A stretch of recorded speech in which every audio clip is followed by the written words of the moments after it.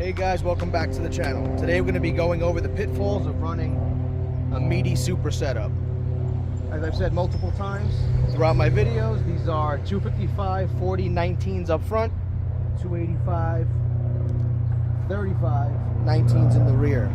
So basically it's a tough fit, especially with H&R lowering springs and 10mm spacers to help bring them out. I'm going to show you what's needed to be done. I'm also going to show you the noise I'm getting as far as rubbing is concerned. So I'm going to roll that real quick.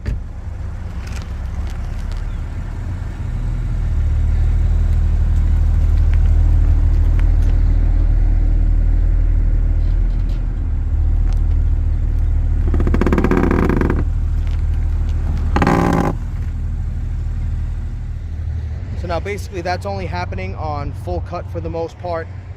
In reverse, forwards, I'm not getting the sound, as you can see in that short clip I just showed you. So I'm just going to go into the video. I'll show you how I remedied it. Right now, it's actually all done. The video was already, that part of the video was actually made. So the sound is gone, thank God. So nothing big, but for me, it's very annoying. I don't like noises. Most people who've watched my channel in the past know I'm a stickler for any kinds of creaking noise and stuff like that. So this took care of it, thank God. Otherwise, I'd probably be selling the setup. But yeah, everything fits really good now. Everything sounds correct. It's no little rubbing, none of that stuff. So just basically wear the plastic inner liner away, which I'm going to show you in a minute. And that's pretty much it. So let's get into the video. So basically the rubbing sound is coming from these little vents right here. All you want to do is basically take a razor blade and slowly just trim them back by holding the blade this way. I'll show you in a little bit. And that basically is going to free up the room. There is really not that much that's touching, to be honest. It's so minute, but it sounds loud. When you go forward, as you saw, you do not hear it. It's only full cut in reverse. I've already started to trim them down. Almost all the sound is gone. It used to be a little bit worse, but this is the problem when fitting such a big tire on a lowered car, because this is a 255 40. Probably should be a 255 35 in the front and like a 285 30 in the rear. So that's probably why I'm getting the sound. Most of you won't if you go with a slightly smaller size. But I'm also running 10-inch spacers. So when I put the 10-inch spacers on, that made this sound get worse because it brought the wheel out. I'm getting a little more contact here. But before the spacers, as you saw in my other video, I was getting a little sound coming from the top of the strut. So I mean, it's all about getting the wheels to fit right. So that's what I'm working on. So far it's going okay. It's a little annoying, but once we get through this hurdle, everything's going to be all right. All right, so basically I'm just going to take a razor blade like this, and what I'm going to do is I'm just going to drag it across the little fins in here. I'll show you how I do it. I've gotten most of the sound away, but you're just going to grab it like this and you'll start to see like little pieces come. I'm not trying to ruin the shape of it. I want them to remain flat so it looks fine. If I have any uneven areas, what I can do is I can just take a heat gun or just smoothen them out. If they have like little ridges or anything, or these little these little fibers, just to melt them down. But this is all I've been doing to do it like this. You can sand them. I just find this way to work pretty well. I don't want to have to take the wheel off because I'm being lazy, but as you can see, just take a little bit off at a time, test it, and the noise is only coming from the wheel basically doing that. It's so slight, as you can see on the tire. It's not doing any damage or anything, but it's hard to tell, but there's a little bit darker line here that you could just see. That's barely that's the little bit of contact point it has. Really not much more than that. The other method that I find to work a little faster is if you do each individual fin and you kind of come from the underside. There you go. You'll see you can get it a little more out.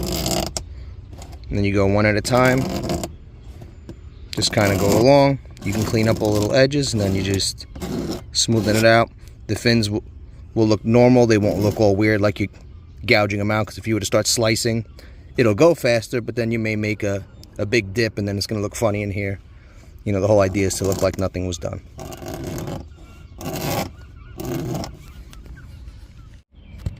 So to finish it off, I'm just going to use a a sanding block, I'm able to get it in here, and then you could just go over little fins.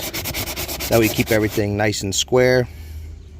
Like I said, that way nothing looks odd and gouged out or anything like that. And it's all going to wear down smooth because rocks hit it, dirt hits it, so it is a wear item, so you're just basically taking it down.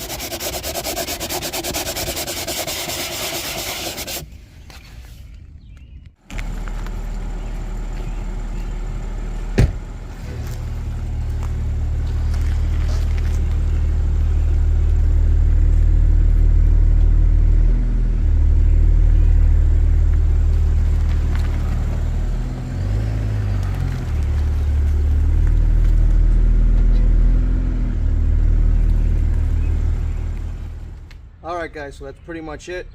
As you can see, the wheels are no longer rubbing on that inner fender liner.